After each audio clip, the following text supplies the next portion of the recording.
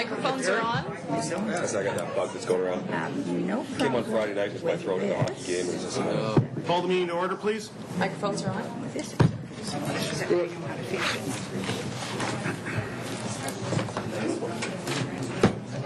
Clerk, any other OP items? That's the meeting.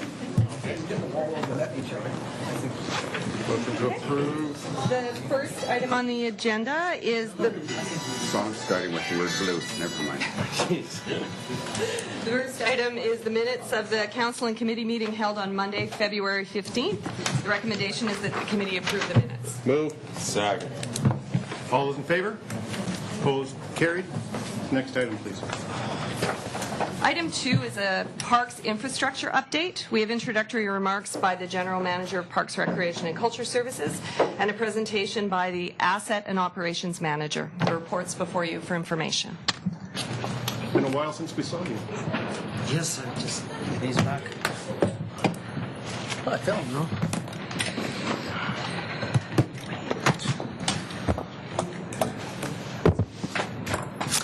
Thank you, Mr. Chair. I just would like to introduce Phil Hepner, who's our it's quite loud. Phil Hepner, who's our manager of parks, assets, operations. Today we just want to talk about, we have a report on table on park infrastructure. We've spoken about park infrastructure before.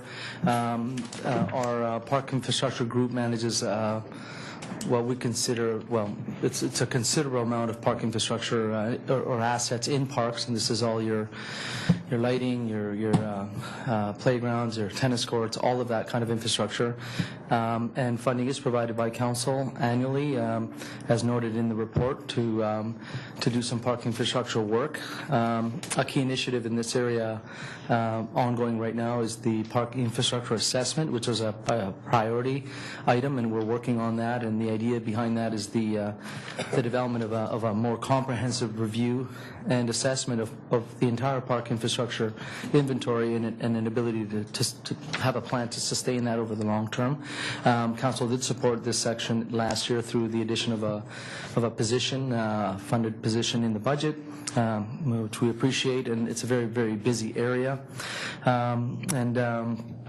We just wanted to provide Council with an update on the work that this area did last year and the projects we're working on this year and beyond. So with that, I will pass it to Phil, and he can just cover some of that, illustrate the projects through the presentation. And we'll be answering any questions you have after that. Phil? Yeah, thanks, Rule. Hello, Council. So in the Parks Infrastructure Update report, under discussion and analysis, we have a list and brief outline of our 2015-2016 projects. First on the list is the Como Lake Playground, which we provided a report to Council and some options in October of 2015. Decided that we would add an additional $50,000 to the project scope, bringing it up to a total of $200,000. So the idea was to just try to add something a little more unique. I know this is a very basic bit of a layout here, but what we're trying to show here is on the left side is an effort to capture a unique theme that will suit the unique nature of the park, being a lake, obviously, or Como Lake Park. So what we want to do is create kind of a boat fishing theme. So we've got our standard playground equipment, very accessible.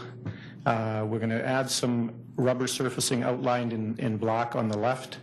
That sort of flows from the upper left corner down. It'll be colored to suit at the bottom, representing a lake with rubber fish rising out of it. We're trying something different, and this is actually extremely unique. Habitat systems out of Burnaby that we've dealt with for many, many years, 20, 25 years, are really excited about this. They're starting to provide some yellow cedar constructed equipment to Vancouver School Board with great success, and they've designed a bit of a basic fun element that we hope the kids will love. So it's a kind of a cabin, dock, pier, and boat. The boat is actually not constructed of wood. It's actually a, what have we got here? It's a Walker Bay high-impact marine composite boat that will literally last forever. So we're even going to install it on a bit of a rocker system, so when the kids climb in there, it'll have a little bit of movement to it. So that's what that one's all about. Two of the other playground projects we have slated for this year are Tanglewood Playground and Hampton Park Playground. This is a picture of the existing playground as it sits today. As you can see, it's been well used, and we feel it's at the end of its life and has risen right to the top of the priority list. You can see some of the typical damage that occurs just through regular wear and tear. This is a close-up of the net structure. These net type features are extremely popular. You can see on the right how eventually it just wears right through to the cabling, and guys are constantly inspecting for frayed cables. When that happens, they get very sharp and dangerous, so definitely at the end of its life. Hampton Playground, not the greatest picture, but from a distance you can see it doesn't look too bad. Upon closer review, you can see that, again, it's extremely worn. And just a very small playground, so $25,000 allotted for that one. And that'll be replaced this year as well. Mackin Tennis Court was started in the fall of 2015. Design work was done last summer. Not quite completed yet. Unfortunately, it carried through the winter. The actual color coding of the surface is extremely temperature sensitive to do a proper job, so that won't be completed until late spring of this year. The beauty of this one is we spent the time to completely revamp the specifications, and we end up with a much higher quality tennis court. We're installing LED lighting, which will be the first in our inventory. When I say increased specifications, a typical court, and this holds true throughout the Lower Mainland, they use what's called a bin 5 smooth sandy asphalt, which is exactly that, has a lot of very high sand content. The installers love it, goes down nice and smooth. Color coders love it, easy to apply, get a nice glossy, shiny, smooth product, finished product, but it doesn't last. It's proven over the years. All our courts are cracking, and the surfaces are failing. So we actually took the contractor and pavement contractor and general contractor to task and had them install a bin 2, bin 3 asphalt, which is basically what you'd see on, say, Mariner Roadway or Como Lake Roadway. Not typically done up here. It's done all the time in the States. And all it was an education process for the contractors that actually installed the asphalt. And in the end, they did an excellent job. Compaction testing, water drainage testing, the whole 9 yards. Came out smooth enough for the color coding contractor to come out, give it his seal of approval, and when that's all done, we feel we'll have a similar looking product to what we've had before, but probably 5 to 10 times as strong. This one being holding the Festival du Bois, of course, even more important. We've also installed some custom gates for them, so we've got two sides that open up, you see on the right, so the gates simply now swing open. We can lock them in the open position, which is great for the festival. They'll appreciate that. In the past, we had these really awkward, large, removable panels that were extremely unwieldy to remove and reinstall, and never looked quite right when they were put back. They were always twisted and crooked and whatnot, so hopefully they'll appreciate that as well. So we'll look much better in a couple of months. Millardville Trail Development, the section outlined in blue is basically from Mackin House over to Lavelle, so that will be paved this year. Yeah, so we're doing survey work down there right now. Just we've got some rather large patch of bramble on the way, so that'll be done this year as well. Pedestrian bridge replacements. We had 40,000 allotted for that this year. This was one of the typical bridges in our Hoy Creek Trail system. If you look closely, you can see the main beams there quite rotted. The whole thing is quite rotted. We were getting public complaints on that one in particular, and that is actually coincidentally being started this week. It's just a shot of one of the new replacements that went in last year. I believe we've got 40,000 allotted for asphalt pathway repairs as well in Town Center Park. Just some typical asphalt pathway root damage that occurs. Mundy Park is another one that has some areas that are failing quite badly.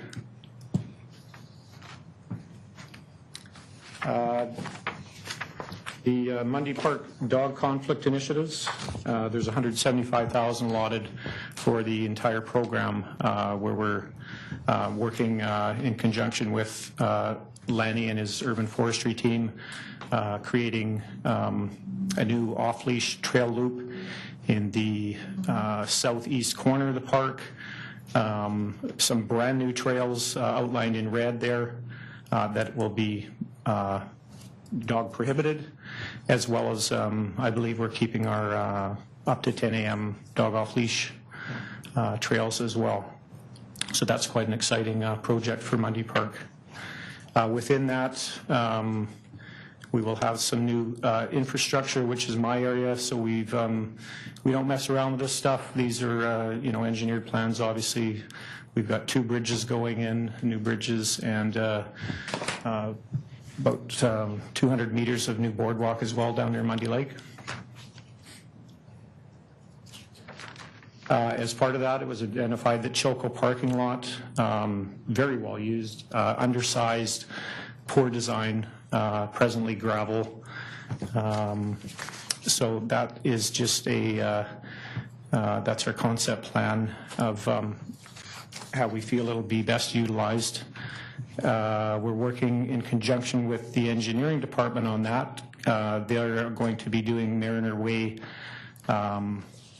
paving upgrades this summer, so we've had some economy of scale there, working with them with both their design team and the paving contractor, of course, so that's worked out quite well. The Parks Waste Management implementation, which we're nice enough to receive funding for that, much appreciated, and we've got materials ordered for that, and the implementation phase will be continuing on this year. If you recall, the concept there was to create transfer zones. So we've got our aging litter packer. We've already got our 2 new trucks to replace that ordered. We're working with a company to create custom boxes for those things. And the goal there is to sort of keep the staff in the zones, deposit the litter into these in-ground bins that can be commercially picked up, keeping everything within the same area, saving travel time, much more efficient, etc. So that's implementation phase continuing on this year. Future projects, we talked about Mackin Tennis Court. This is just a shot of Panorama Tennis Court. This is typical, I hate to say it, but typical amongst all our outdoor courts. Just a bit of a patchwork quilt of cracks. You're looking at 1/2 of one court on a double court system, and that is consistent throughout both courts. The lighter green is what you see there is a patch repair that we do, a crack repair. So we're having to do that either annually or biannually, depending on how it holds up over the winter. We reinspect every spring and act accordingly. This is just sort of a close-up of the size of cracks you're dealing with. It's a little hard to see in the last shot, but that's actually my wife's courtesy car keys, and they're surprisingly large, so I didn't have a tape measure with me, but the cracks are anywhere from 1 inch to a full 2 inches wide, so without that compound in there, they're literally becoming a tripping hazard. So Panorama is scheduled for 2017. Okay, thank you very much. I have a number of questions. Councillor Hodge. Yeah, great. Thanks. Some really good information there, and glad to see some of these projects are being tackled. Particularly, I like what we've done with the tennis courts down at Mac, and I think that multi-function, the doors there, and I think that's great, and it sort of fits with what we're trying to do in the city with making all of our facilities multi-use and multifunctional, and certainly the trails in Maillard are going to be welcome news. Just looking at the funding here, we currently receive $250,000 from the gas tax rebate, which is good for at least another, I guess, 8 or 9 years. And then plus we top that up with $230,000. There was a fund that we referred to as the pavement fund, which was to cover sport courts, parking lots, tennis courts. Is that still separate monies, or has that sort of been rolled into this 230? Because I know it looks like we're using some of it to do the things that we traditionally have done. But for a while we had that fund where we were trying to do a sport court a year and things. Is that sort of part of this money here? Yeah, the last segment of that funding went towards Mackin, and that fund no longer exists and has been rolled over. Yes, into yes, that. the 50,000. Yeah. Perfect. Okay, yeah, it may have only been 50. I know it wasn't a lot. My understanding is, having been involved in that fund and discussion that fund, is these are items that are not DCC fundable. Is that correct? That's why we do equipment from here and paving from here, is we can't use some of the other money for doing that. Is that correct? That is correct. Okay. Yeah. So in terms of the assessment, I note that you want to do a sort of, I guess, a feasibility of all of our courts and stuff. Because this leads to my question. When I see the things that we're doing, I think this is great. They're all needed to be done. But we continually hear about the Hickey tennis courts. And I know that they're not mentioned here. And I'm just wondering, is that something that's planned, or are they just not as bad a shape as Panorama? I'm just sort of wondering where they fit into this.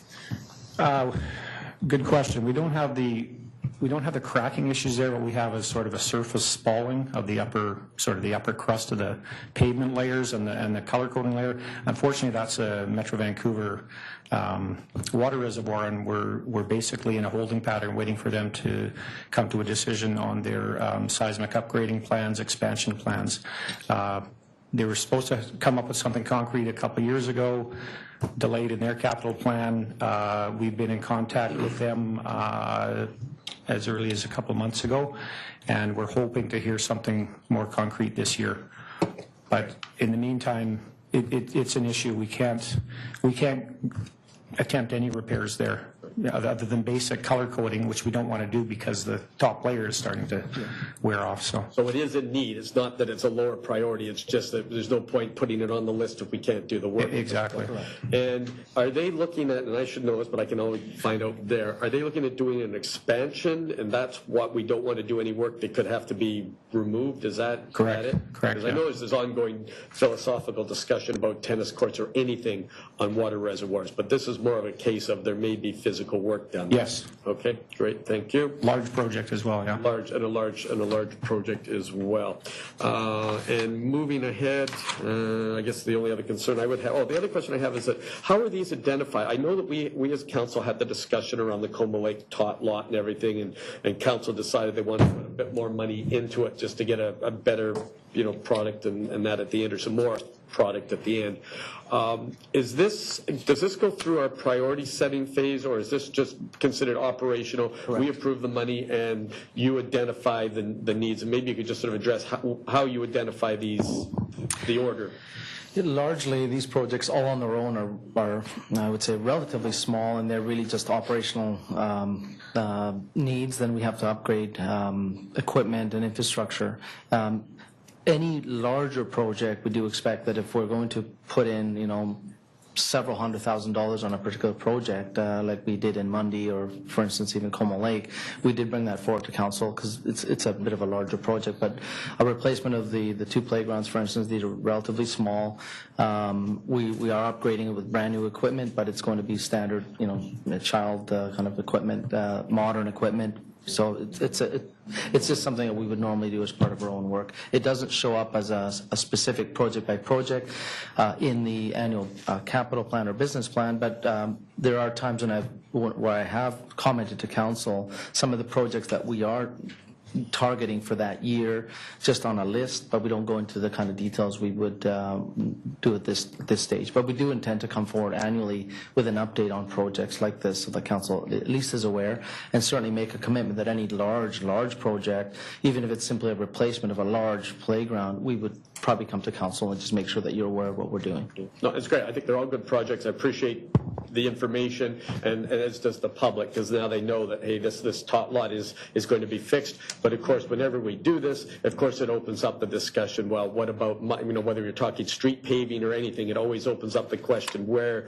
does my tot lot or the park in my neighborhood fit into? And that's why I asked about the Hickey tennis courts, because as soon as we talk about two, and recognizing we have some people in the room with an interest in tennis, and of course, that always brings that secondary question. If I can answer that, it is worth answering. Our team is excellent, and Phil and his team are very, very knowledgeable, as you can see, in this area, and they can really target what is immediate need. But there's two components that are very beneficial to doing the park assessment work that we're looking to do is, number one, identifying the inventory, and there's a priority setting within that system, but also the funding needs. So one of the elements of that is priority setting. And you could see once you do the assessment, do the entire inventory, then you can begin to do a little bit more detailed priority setting, and there could be more information presented to council through that process, at least on a broad scale. So that is another benefit of the project that we're working on right now. Good. Thank you. Good report. Thanks, Phil. Thank you. Councillor O'Neill. Yeah, thank you very much. I want to start with a couple of things that weren't mentioned in the report, in the oral report, but are here. One, there's a new park host program, which I think is a fabulous idea. You don't need to respond to it, but anybody who's watching at home can look online about the park host program. It sounds like a great thing. Future 2017-2018 infrastructure projects crunch upgrades, $155,000. Can you tell me what that would involve? Is that in connection with the possible Fortis extension, or is this a separate thing? Through the chair, the Fortis extension would have separate funding. We have allocated $155,000 in the 5-year plan. It's targeted to the crunch, and it has to do with what we expect we would look to make improvements to the crunch. The crunch is very, very popular. So we're thinking of things like supporting infrastructure. Potentially, there's some parking lot expansions that we might do, some enhancements to the trail itself, even bathrooms. There's all sorts of things that we are looking at. It is a project that I think we have on a priority list for 2017, I believe, on our business plan, 17-18. So, but we are looking ahead. We have identified that in the business plan, in our 5-year plan. We're just seeing so much traffic, and it's so popular that we need to look at ways to make sure that it continues to offer the amenity that people want. And it gets crowded, parking gets crowded. So we're going to do an assessment of it, and we've highlighted some funding for that. Okay, thank you. The third and last thing I want to talk about is the relationship between Council's decision to spend $50,000 more on the Coma Lake Park and its impact on the Tanglewood Park playground replacement, which would cost $50,000. Your report says that the Tanglewood replacement was originally scheduled to take place in 2015 and had to be delayed. And I think this is a real good kind of, because of the decision that the majority council made on Coma Lake. I think this is a real good lesson, I think, or an instruction or an educational moment for council when you're talking about limited resources and how you apply those. Council and public saw some pictures about the state of disrepair of Tanglewood Park, and this has existed for more than just the last week. It's existed for a few years. I was visiting at the park after I saw this report, and your pictures didn't actually show the worst of it. I've shared some pictures with everybody on council here. There's some really, really rotten areas there that probably should have been replaced a couple of years ago. Now, I recall vaguely that when council made the decision to spend $50,000 more on Coma Lake Park, that I think you or somebody might have said, well, we'll have to rearrange our priorities or something without being specific about what would be and what would suffer. Well, I think the people who live around Tanglewood Park probably paid the price for that. And so just going forward, we should all realize that spending more money in one place where it wasn't recommended originally has a consequence. And also, I think from staff, maybe if there's any sort of hard evidence that you can give us when we make a decision like $50,000 more here, well, actually, this is what it's going to impact. Tanglewood Park won't get replaced this year, and it's in really rough shape. And so it got delayed a year. I'm sure the residents up there are going to be really happy to hear that it is scheduled for this year. I'm not sure if they knew it was supposed to be scheduled last year, but you've made it public now, and I hope it doesn't cause any sort of ramifications down the road in terms of neighborhood versus neighborhood.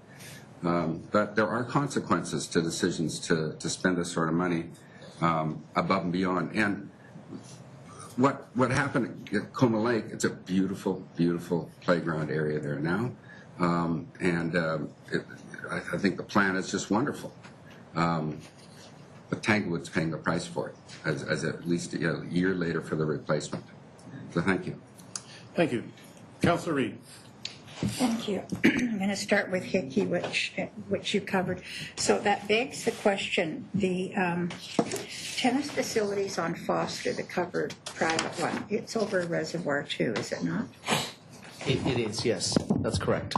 And there's been some discussions on that one with the engineering department as well, and that one we've worked with the operator to deal with some of the issues of access and all the things that reservoirs require. Metro isn't telling us we have to, or whoever the water gods No, are telling us we have to. there's enough room for discussions around alternate uses on reservoirs. That's all I need to know. Como Lake Park, I like it. But my duck crossings disappeared, or at least the sign has, and it was in the wrong place in the first place, so I'll talk to you about that. We can look into that. That's really important to me. The bridges, now the one I go on Hoy Creek and that, do you always just replace the whole bridge? You don't do ongoing maintenance, like replace a post here and there, or do you just... Oh, we definitely do ongoing maintenance, and complete redeckings are quite popular as well. We've done probably... So when 6 or 7 of those last year as well, including... replace one, you figure the whole thing's just gone, because... It depends, no. Sometimes it'll just be the decking itself. If the beams are still good and will last another 20 years, we'll just redeck it. So when you showed me an old bridge and then a new bridge, it doesn't matter, doesn't mean that you're going to tear that old bridge out. You might just fix parts of it. Exactly. That's all I wanted to confirm. And last thing was the asphalt that you've been showing us. Is there nothing else we can use? Is there nothing that works better, even if it costs us a little more to put it down in the first place? Like, that doesn't crack like that for the trails and for, like... Well, I mean, the typical 3 choices are a granular trail, asphalt trail, or concrete surface, concrete being much more expensive. Usually only used in special circumstances.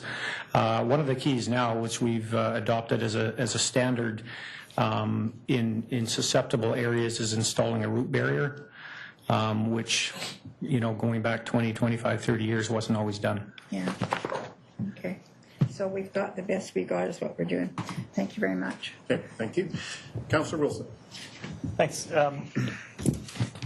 Just like Councillor Reid's question about the decking and stuff, do we ever replace components on playgrounds? Like you showed some pictures from Tanglewood and it looked like, Yes. wire mesh and stuff. Yeah, we absolutely do. Yeah. Do we have an idea of how many people use specific playgrounds? Like when we're deciding on priorities and that sort of thing, do we ever try to assess how well used that playground is? We don't have hard and fast numbers. We rely a lot on staff, not just the parks infrastructure staff that are doing playground repairs, maintenance and inspections, but landscape staff, et cetera, feedback as to, how busy they've noticed the playground. The neighborhood, the area in which it sits is a good indicator as well. But unfortunately, no, we don't have we don't have hard numbers on that. Do we look at numbers of kids of a certain age in a neighborhood? Yeah, we have demographic stats for sure. Yeah, neighborhood demographics, so we can look at that. If we're talking about like a people counter type of thing, or we don't have those actual numbers, but we do have demographic stats. And we look at them. Yes. Consider them. Okay, good.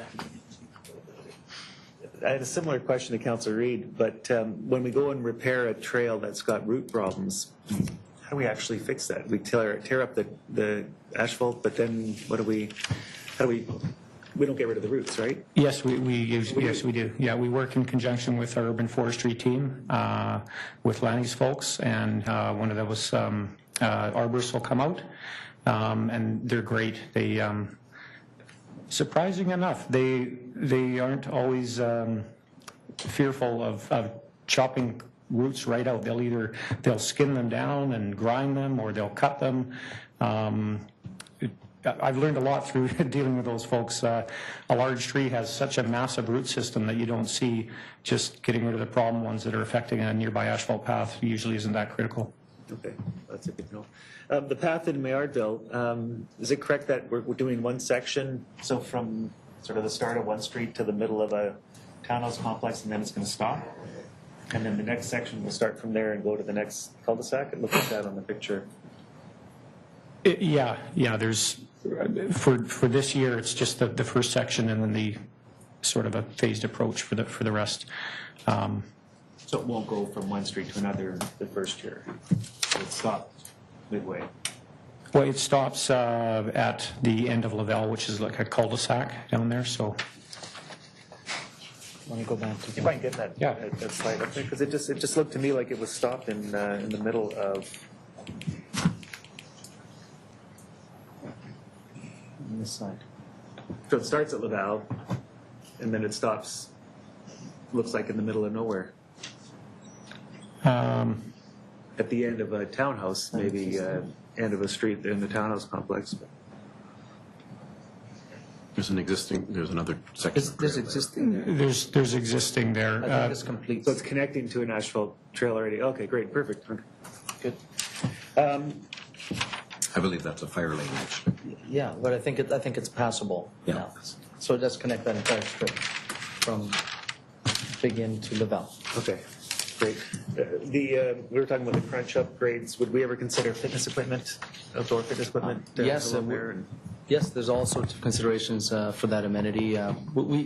Space considering, because there are some space considerations there. But yes, we're going to do a whole assessment of how to really enliven that amenity further. Another community garden?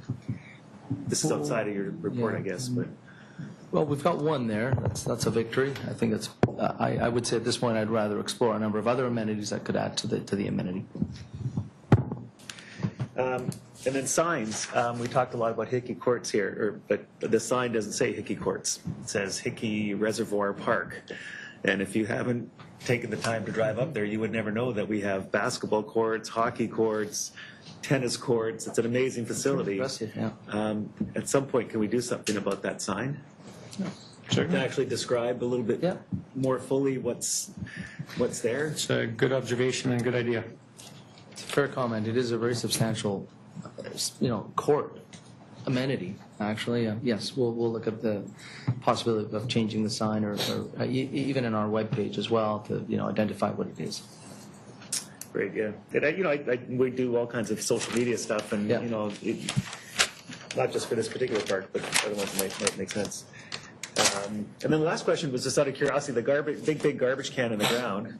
What do you do with the water that gets into the ground? Is there drainage? Yeah, there's a drainage system installed with the deep bin. Does it go to a rock pit, or? Yeah, it's basically they've got specifications on how much drainage gravel goes in around. It's quite a lot. So yeah, essentially, it's a rock pit. Okay. There's perforations in the actual canister, so to allow the water to, if anything does get trapped in there. Thank you. That's it. Okay. Mayor Stewart. Thank you. So, one of the bridges you're about to replace, I worked on when I was when we were installing it. That was a long time ago. Yeah, it was a long time ago, and clearly we did the job well. Thank you very much, Councillor. What is the structural capacity we're shooting for? I often comment, for example, at the Hoy Creek Fish Hatchery, fish release or salmon come home sorts of things, where the pedestrian bridges are fully loaded. There are thousands of pounds of human and kids leaning and the railings and such, and I assume that we've got the engineer is dealing with a specific structural capacity. Do you know what it is? Off the top of my head, I'd have to check on the actual weight, but it's designed to accept a 3/4 ton pickup truck, utility vehicle, etc. So it'd be a live floor, like a regular live floor load in a commercial. Yeah, absolutely. Yeah. Okay. And we use, and the new ones are steel, I gather. Yeah, we use steel I-beam system. Okay. Do we use any wood anymore for the structural members? Generally not, no. Unless it's a very small replacement. Yeah, because I have one of the OB items, it relates to an element of that. The root problems, where we're going to see root problems, for example, underneath the SkyTrain in Burnaby, there's the bike path, and it isn't a bike path anymore. It's now a roller coaster ride over these speed bumps of routes.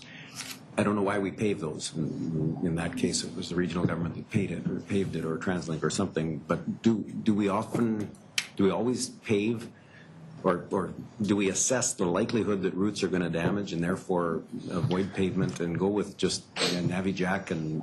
Well, I mean, that's part of my responsibility. I sit in on all the planning meetings for new parks. So at the 25%, 50% drawing stage, be commenting on, we're putting once it's decided we're putting in an asphalt pathway here, I'm looking for, okay, here's our susceptible areas. We've got a large bunch of trees right there, so we'll either not necessarily do a root barrier along the whole stretch, but definitely along the stretch where the trees are. And that's been well received over the years. It wasn't always. It's all added cost, obviously, to the project, but saves a lot of cost down the road. It's not that much to put in at the time when you're constructing a new park or a new asphalt pathway.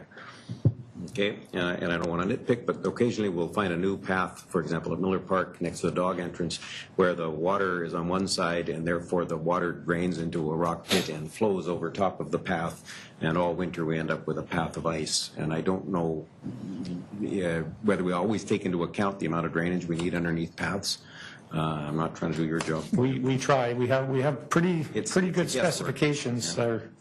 All our general contractors and subcontractors tell us, but yeah. Okay. I wonder if we could get the drawings that are actually just photographed drawings in the PowerPoint. I wonder if we could actually get the drawings. Sure. I have two more comments. One related to Hickey. We did a proposal for Hickey Quarry. It's one of our most significant sports amenities. It doesn't get well promoted, but it does get relatively well used, and it still has a porta potty. And I wonder if there is a rational way that we could contemplate a non-combustible and therefore doesn't have to be sprinklered washroom that could be constructed permanently on the site. We had council will remember, 3 members of council will remember that the last time this came before us, it was more costly to build a washroom on that park than to build a single-family home with washrooms in the basement and let the tenants. Granite countertops. I mean, it was going to be about $500,000 to build washrooms on that site, largely because of a fire department access thing. I think we could get past that and once and for all try to find a solution, because that's going to be a parks amenity that's going to serve us for the next 30 years, and a porta potty is not the most appropriate way to deal with the washroom. If Metro doesn't shut it down. But I think, well, even, anyway. And last thing, the community garden sorts of issue, how many of these are available on a shopping list of amenities that service clubs can buy? Service clubs so if you took Tanglewood's playground and a Rotary Club wanted to do something with our community, have a shopping list available of the future projects, rough costs, rough pictures of what we're contemplating, and then allow service clubs or church groups or kind of, Sure. Fortis, whatever, to buy into say that there's a project we'd like to do. So we get asked all the time. I'm sure Rotary asks all the time, what kinds of things can we do? We had one of the churches asked the same thing along the corridor of Mariner power line. What could we do? And I made some suggestions. How about community gardens? And I'm not sure they were well received when they then approach, and maybe they don't approach the right people. But I want to make sure we're always allowing and excited about the kinds of things that people would like to do in our parks that are in keeping with our parks plan. And we are, I think through the chair, our park gift program does identify a whole catalog of not just benches, there's donation trees, there's also other larger park amenities like picnic shelters and there's actually a category for larger amenities in which we're prepared to have a discussion with any group on the potential donation that they might put towards a park.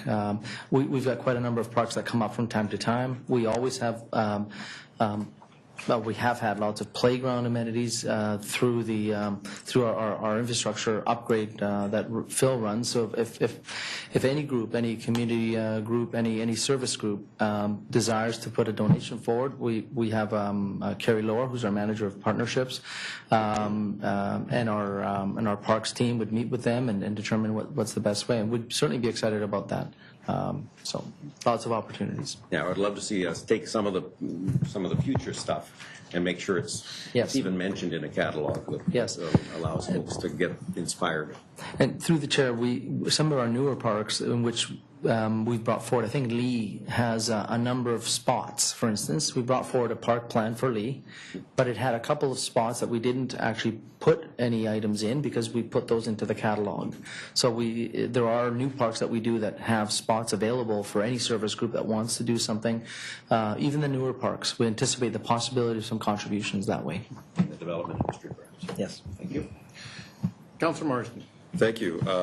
Just very quickly, I echo the comments of most of my peers with regards to the amount of work that's being done. It is incredible, and it doesn't end. So at the Federation of Canadian Municipalities event last year, there was a trade show, and it showed a couple of things. One, in speaking to the mayor's last comment, some self-contained, self-cleaning restroom facilities that might be a solution to at least investigate for places like Hickey.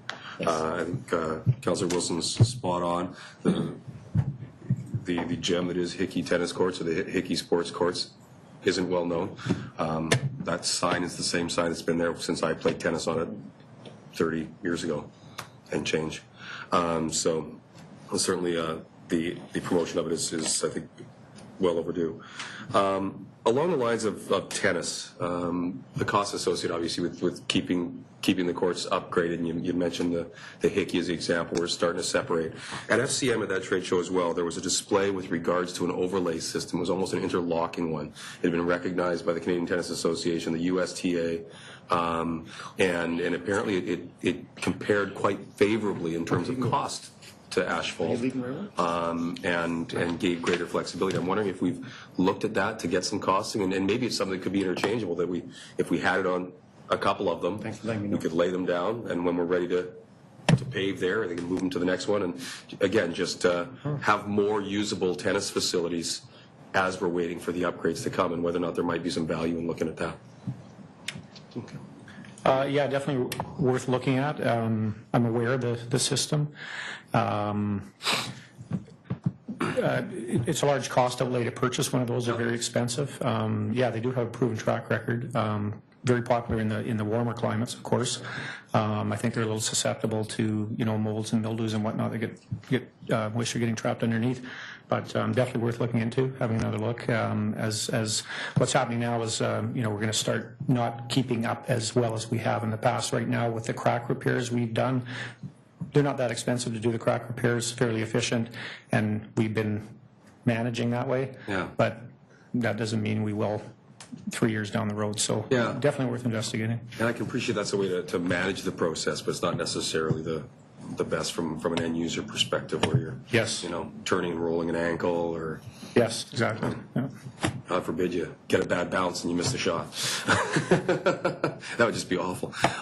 So again, just to look at these pieces to ensure that we've got as many tools in our toolbox as possible to keep our facilities up and running. Yep. Thanks. Okay, Councillor Zarrilli. Thank you. So I just wanted to thank you for the fun stuff that looks like it's coming to Como Lake. So I also wanted to mention with the LED lighting, very interested to hear what the community feedback is on that, because I've been talking to Mr. Giozecki since before Christmas, I think, about LED lighting. So I'd be very interested to hear that. I just wanted to address something that I agree with Councillor O'Neill on understanding the impact when we change budgets, but I did want to say it's now been stated that Tanglewood was pushed back because of Como Lake, and I think that we should prove that out now that it's been stated on the record. I know when I was first elected, Queenston Park had a budget of $600,000, and it went up $400,000 when I was first elected. I know there's people around this table that will want to say that's different money from different pots, but I think we all know that this is... It's in there. That's his report that says that.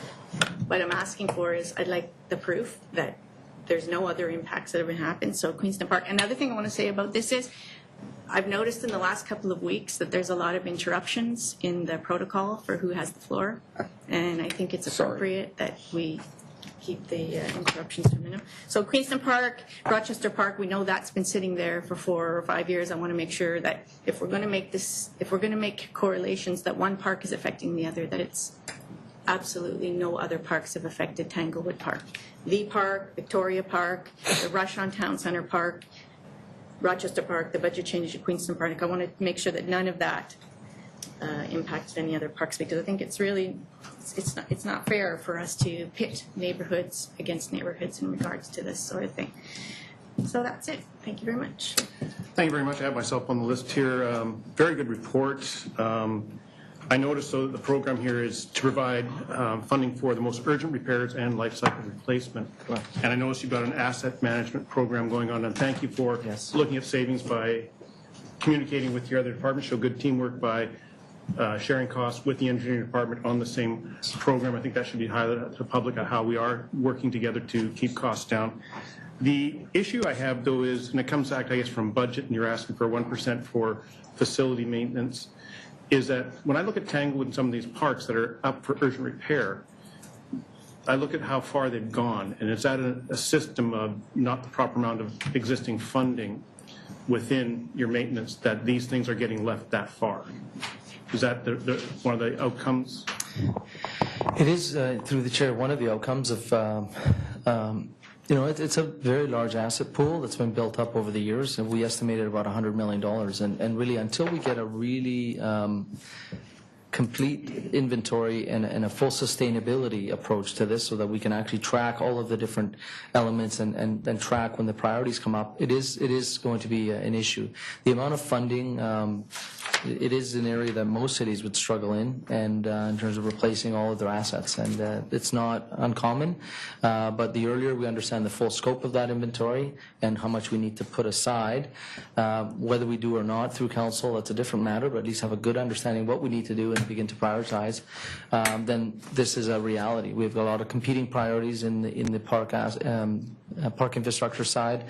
Beyond playgrounds, and we're talking lighting, we're talking fencing, we're talking backstops. There's so much, and most of the funding there is really to just maintain. I mean, elements are replaced from time to time. Elements are constantly audited, and at the end of the day, there's a few that we just don't get to as quickly as we can, and they're at the highest part of the list, but it takes time. And I'm looking forward to seeing that report. I guess the other part of that report will be is if we have a better funded maintenance program, how much will we save on the lifespan and future costs in our assets in there. So I'm really looking forward to seeing that report. Yep. Thank you very much. Councillor Reid, for a second. I just have one quick question. Going back to what Terry was saying about Tanglewood and Hampton Park replacements, they're just replacements of equipment, right? That is correct, just the playground equipment. Okay, so my question is this. For years, we have funded millions of dollars of playground equipment for the different schoolyards, and it's all come out of the casino funds. Correct. When we get to a place like this, if there was a Tanglewood Park Mummies group and they came and applied through there, they could probably receive some. Why are we not using these funds for both those funds for Hampton and Tanglewood and getting them done? There is form a Mummies group. Well, there has been discussion with council around the appropriate use of the appropriate approach to disbursement of casino funds through or community capital funds and through the Spirit Grant. The issue that we've raised in the past and highlighted is that when it comes to a city park and a city asset, it should be a city process that determines how that's done. Because what the premise historically was that there were community groups that were directed to put applications for requests in a number of parks and different assets, and it really felt like a difficult approach to take and a difficult approach for us to accept, because what would happen is council would be put in a position to have to defend between 3 or 4 different proposals, and in fact we might feel that a number of them are not ready to be replaced and that we have other city needs. So the whole idea was to work everything on a park asset, on a park or a city-owned, through a prioritization system. But having said that, now that we have the priorities system in place, we can earlier tell council what are the ones that need to be done, and we could put those forward to council through this process. If there was a park or a school in the area, we would probably not support a Spirit Grant if it have a redundant playground. So we would try to streamline a number of different separate processes that are related. At this point, the Spirit Grant criteria does not support requests for Spirit Grants on city parks. For good administrative reasons, but we could certainly put together lists of high priority park infrastructure items that could be separately funded by council. We can do that if council would like. Well, I would like to see that, because at the end of the year when we have surpluses, or if we know halfway through the year we're having surpluses, and it's strictly replacement, it's not digging something up and redo. I would really like to have a chance, instead of putting the money into surplus, to get some of those one-offs done. Okay. Thank you. Thank you. Move receipt. Excellent. Second? Thank you. All in favor? Opposed? Carried. That's our last item. Do I have a... Move adjournment. All in favor? We'll take 15 minutes and we'll come back. So LD 10 after.